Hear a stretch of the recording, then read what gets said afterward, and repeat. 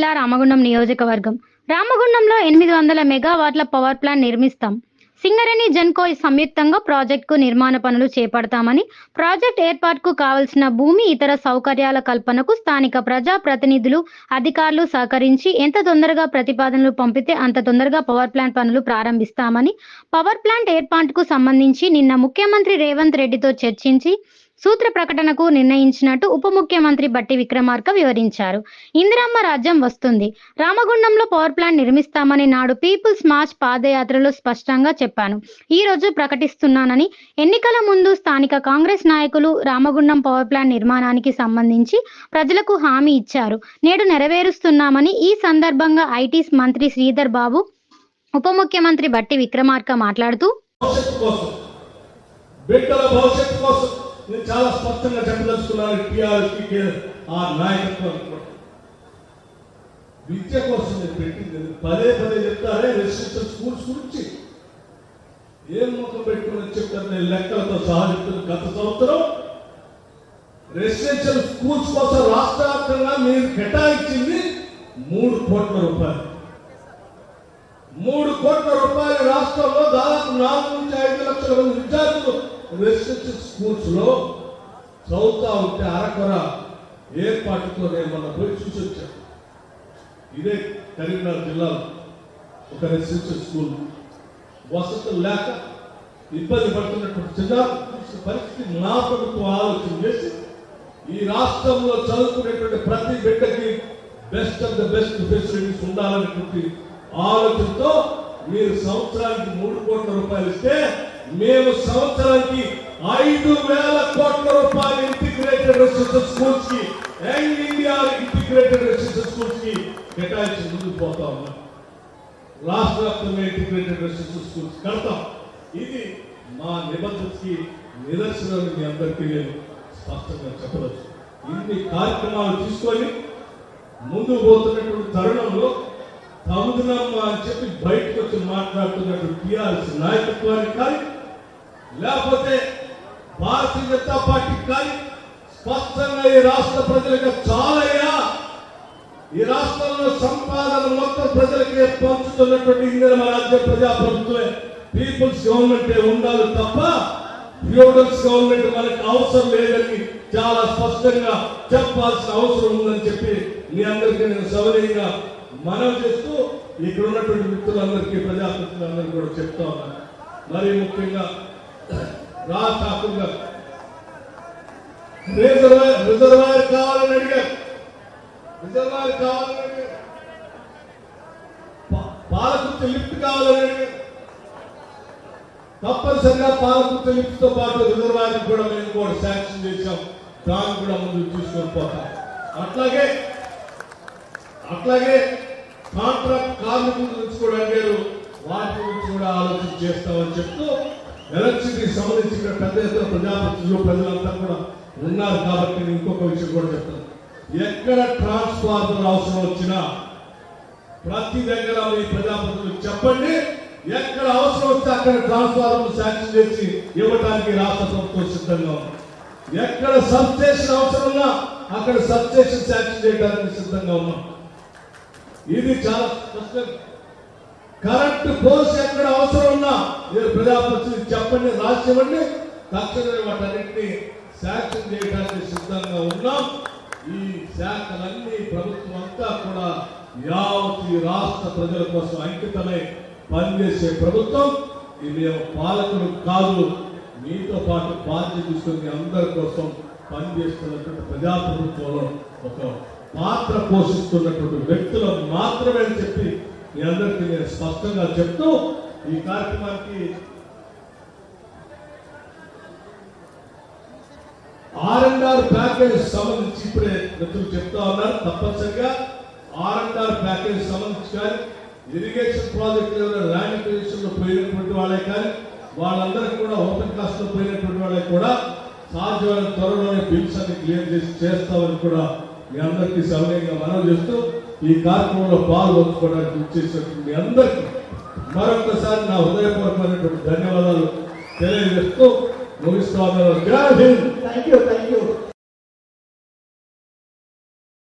చేసిన బట్టి విక్రమార్క గారికి ఈ ప్రాంతంలో ఉంటున్న యువతకి నైపుణ్య కేంద్రాన్ని ప్రారంభోత్సవం చేస్తూ మున్సిపల్ పరిధిలో ఉన్న అనేక అభివృద్ధి కార్యక్రమాలకి శంకుస్థాపన ప్రారంభోత్సవ కార్యక్రమాలు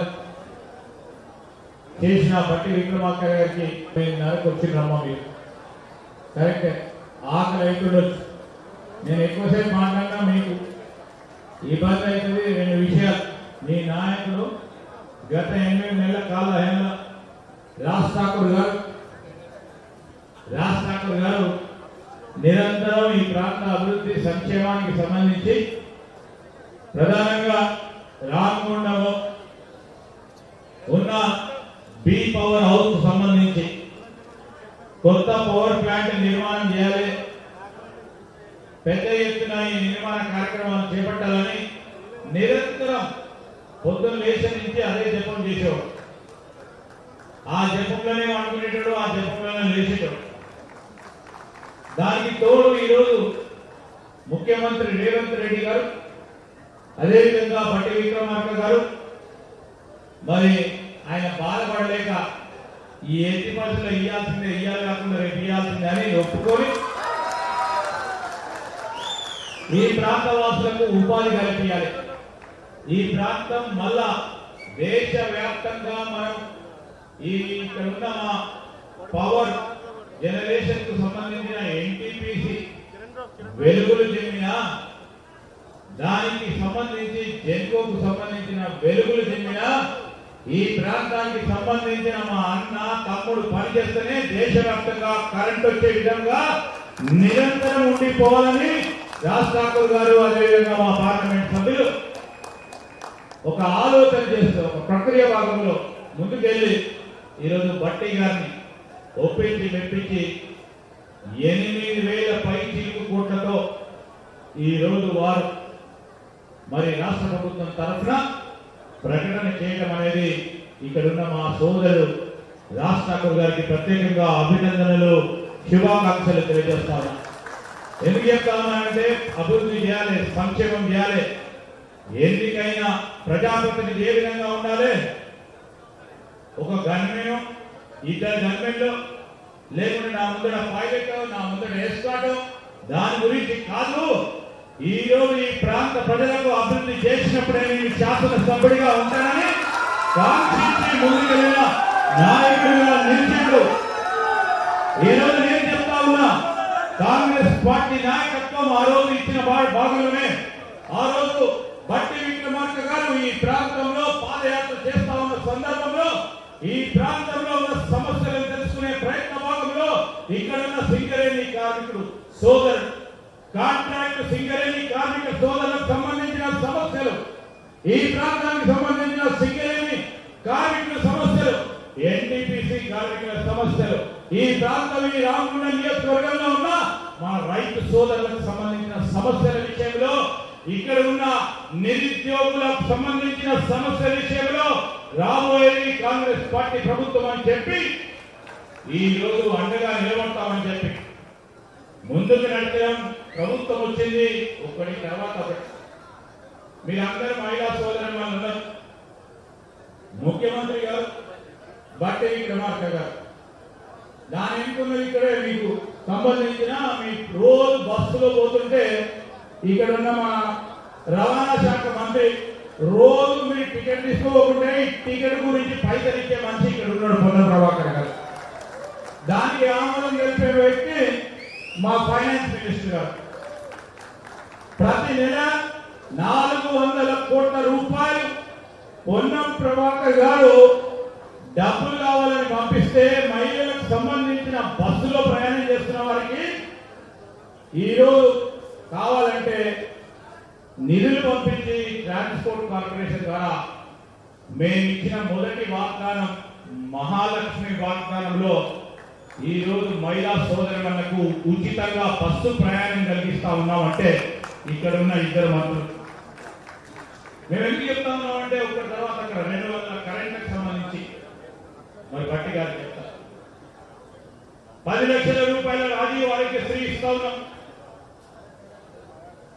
ఈరోజు మరొక కార్యక్రమం మా సోదరులు మరి ఇటు పక్కన ఉన్న రాజ్ ఠాకూర్ గారు, అటు పక్కన ఇంకో ఉంటాడు విజయరంగారావు గారు. ఇద్దరు బలవంతులు, నేనేమో పక్కకు ఉన్నదే.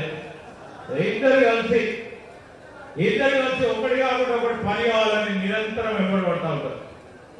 దాంట్లో భాగంగానే ఇక్కడ ఉన్న నిరుద్యోగ యువకుల గురించి అన్నాను. ఐటీ రంగానికి సంబంధించిన మంత్రులను మనం గోదావరి కనిలో ఉన్న నిరుద్యోగులకు ఏదైనా చేయాలంటే అదృష్టవశాత్తు మరి విజయరంగారావు గారి నియోజకవర్గంలో ఆలోచన చేసిన ఒక రూరల్ టెక్నాలజీ సెంటర్ అని సాఫ్ట్వేర్ సంస్థను తీసుకొచ్చాలని ఆలోచన చేసినాం. ఆ క్రమంలో ఆ సందర్భంలో మీటింగ్ లో మా రాజ్ ఠాకూర్ గారు ఉన్నారు. మేము బిల్డింగ్ ఇస్తామని చెప్పి ఆ సాఫ్ట్వేర్ కు సంబంధించిన సంస్థకు సంబంధించిన యజమాని చెప్పి ఈ రోజు రామగుండంలో ఒక నెల రోజుల లోపల 100 మందితో ఉద్యోగాలు ఇచ్చే సంస్థను ఏర్పాటు చేయబోతా ఉన్నాము. దాంట్లో రాజ్ ఠాకూర్ గారికి ప్రత్యేకంగా కృతజ్ఞతలు, అభినందనలు తెలియజేస్తా ఉన్నాం. దాని తర్వాత ఈ రూరల్ టెక్నాలజీ సెంటర్ లో 1 సంవత్సర కాల హయాంలోనే 1000 మందికి ఉపాధి కల్పించే కార్యక్రమాన్ని చేయబోతా ఉన్నాం. అదేవిధంగా ప్యారలల్ గా కూడా పెద్దపల్లిలో కూడా చేపట్టే కార్యక్రమాలు చేస్తాయి. బాగుంటుందని ఆలోచన చేస్తా ఉన్నా.